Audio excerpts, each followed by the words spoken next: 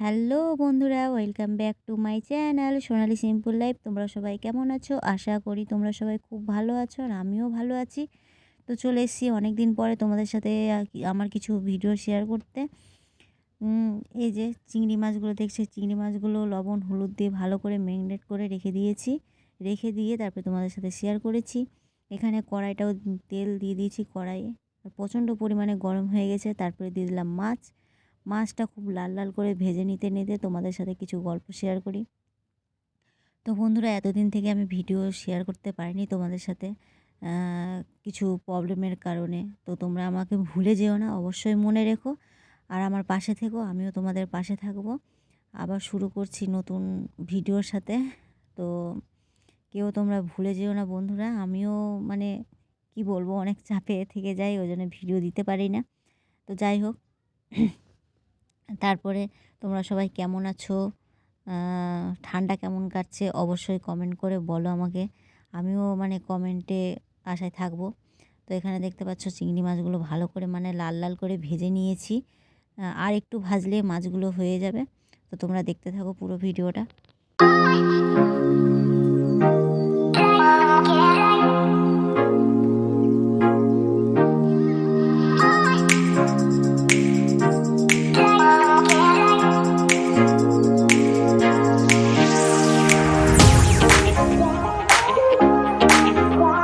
তো ফাইনালি আমার মাছ ভাজা কমপ্লিট।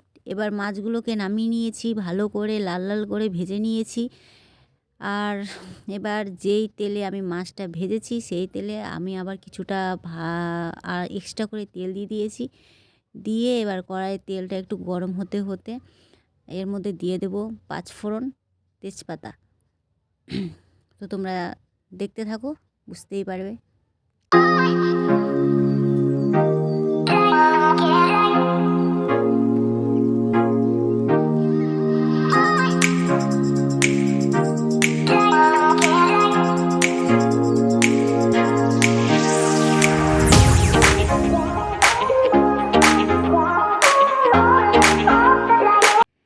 তেলে সম্বারা তেজপাতা দেওয়া হয়ে গেছে।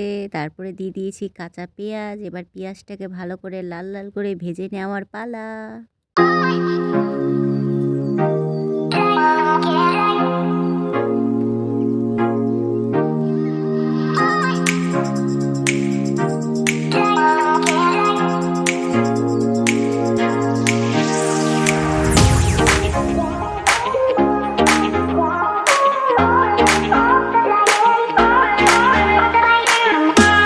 পেঁয়াজটা ভাজা হয়ে গেছে ভালো করে। এবার কেটে রাখা টমেটোটা দিয়ে দিলাম। টমেটোটা এবার ভেজে নেব যতক্ষণ না টমেটোটা ভালো করে গলে যাচ্ছে।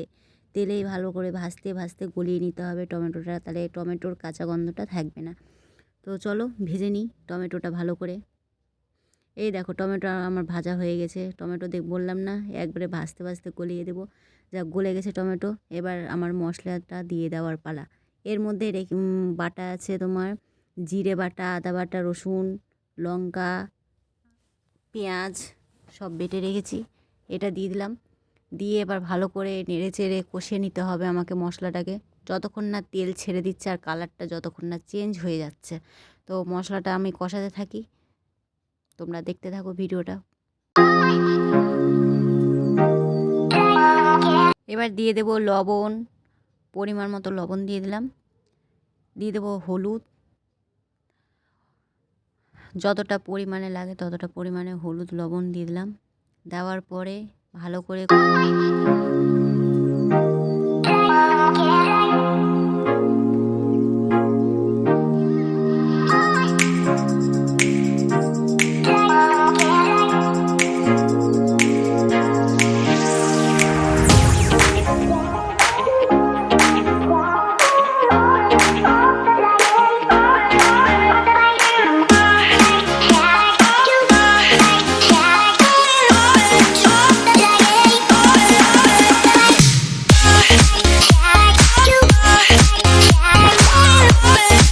এবার একটু নারকেলের দুধ দিয়ে দেবো। নারকেলের দুধটা দিয়ে দিয়ে কষাবো ভালো করে, আবার তেল ছাড়া অবধি।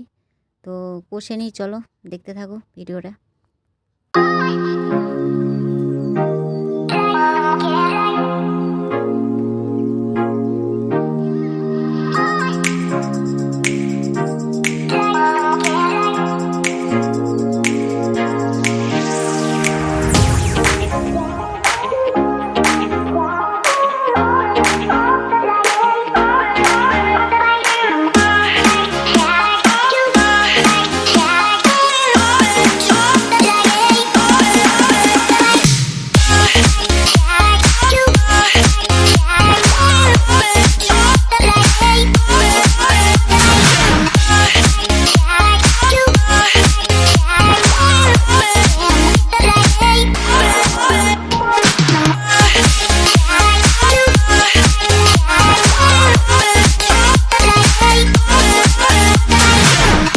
দেখতে পাচ্ছ মশলাটা কষে কত সুন্দর কালারটা হয়ে গেছে দেখতে, একবারে তেল ছাড়া অল্প হয়ে গেছে। মশলাটা কষাতে কষাতে এবার দিয়ে দেবো নারকেলের দুধটা যেটা করে রেখেছিলাম সেটা।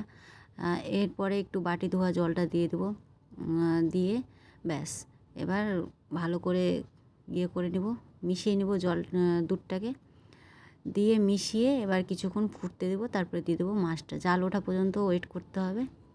তো চলো।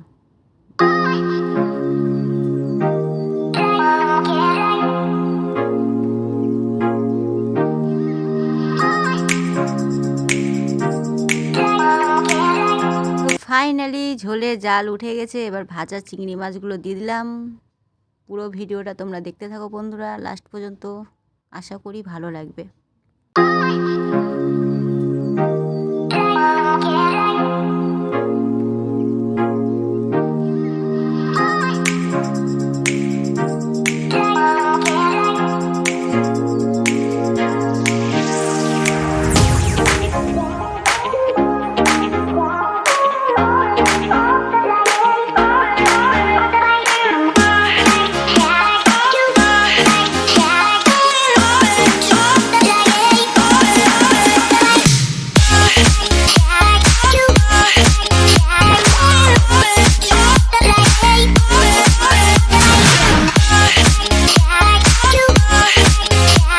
বন্ধুরা দেখতে পাচ্ছ ঝোলটা অনেক মাখো মাখো হয়ে এসছে। এরপরে দিয়ে দিলাম স্বাদ অনুযায়ী চিনি, আর একটু হালকা পরিমাণে দিয়ে দেবো গরম মশলা গুঁড়ো, দিয়ে মানে কিছুক্ষণ নেড়ে চেড়েই আমার হয়ে যাবে। তো বন্ধুরা এই জায়গায় আমার একটু মিস্টেক হয়েছে, এই জায়গায় দিয়েছিলাম পোস্ত বাটা, সেটা তোমাদের সাথে শেয়ার করা হয়নি, সেটার ক্লিপটা নেওয়া হয়নি আর কি। তো তোমরা স্বাদ অনুযায়ী তোমরা পোস্ত বাটা দিয়ে দিতে পারো এর মধ্যে। আর আমি একটু গ্রেভি রাখলাম এই কারণে যে সবাই ভাত দিয়ে মেখে খাবে, তো তাই। তো তোমরা এর মধ্যে একটু শুকিয়ে নিতে পারো জাল দিয়ে। তো যাই হোক আমার এটা হয়ে এসছে, এখন নামিয়ে নিলাম। তো ভিডিওটা ভালো লাগলে লাইক কমেন্ট শেয়ার করে পাশে থেকো, আর এরপরে ভিডিও আসতে থাকবে, তোমরা অবশ্যই পাশে থেকো আমিও তোমাদের পাশে থাকবো। তো বন্ধুরা ফিরে আসছি আবার নতুন ভিডিওর সাথে, আজকের মতো টাটা।